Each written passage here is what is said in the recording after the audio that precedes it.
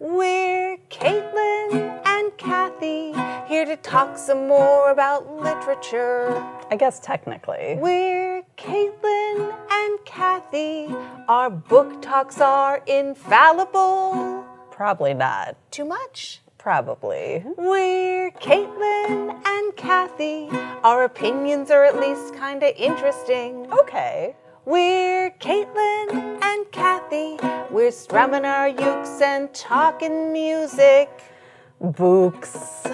Books? Books. Books. All right, we're done. Hi, I'm Kathy. And I'm Caitlin, still cool middle-aged librarian. True. Did you know that through December 23rd, the Boombox will be exploring music? Every 2 weeks, we'll focus on a different aspect of music, from physics to history to genres, with lots of chances for hands-on fun. You should absolutely stop in during one of the drop-in times. There's lots of cool stuff going on in there, from instrument making to sound creation.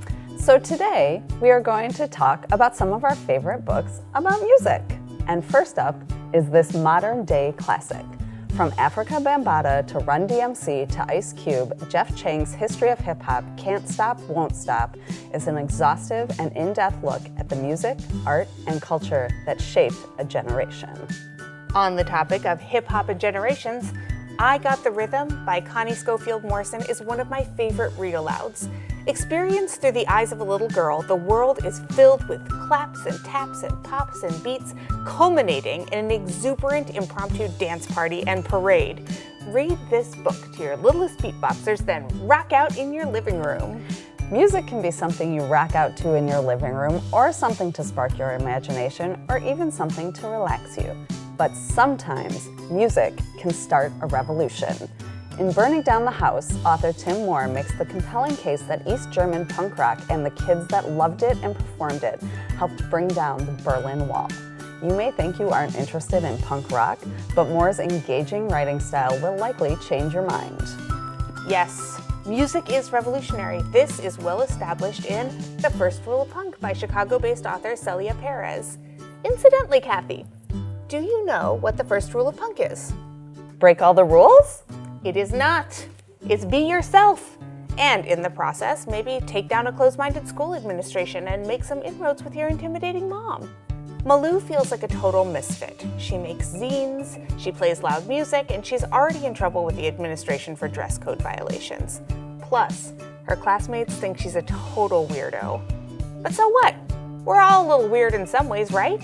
This very cool book, set in Chicago, has a great historical music foundation, and it even has a make-your-own-zine tutorial. Very cool. Like Malou, Jessica Hopper got her start in the music business at a young age. She too launched her own music zine as a kid, and her career as a music critic began when she was just 16. Hopper has written for The Tribune, The Reader, and Pitchfork, and you can find a selection of her essays in this, the first collection of criticism by a living female rock critic. Another reason to check her out? She lives in Chicago, just like Malou. On a different note, you see what I did there? So clever. Better Nate Than Ever by Tim Federle is the perfect book for those upper middle graders whose hearts, like-minded, beat show tunes. Nate dreams of making it big on Broadway, but he's stuck in Jankburg, Pennsylvania, a town that will not understand him.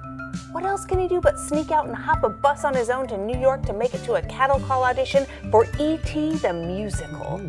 This hilarious show tune-filled book is all about finding your own big voice, and it's also a 2019 Caudle Award nominee. P.S.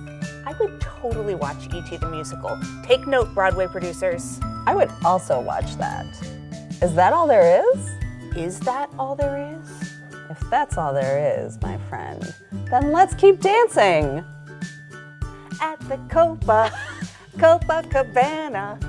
Join us next time for another episode of Talkin' Books, and share your favorite books and your rebel yells in the comments. Bye.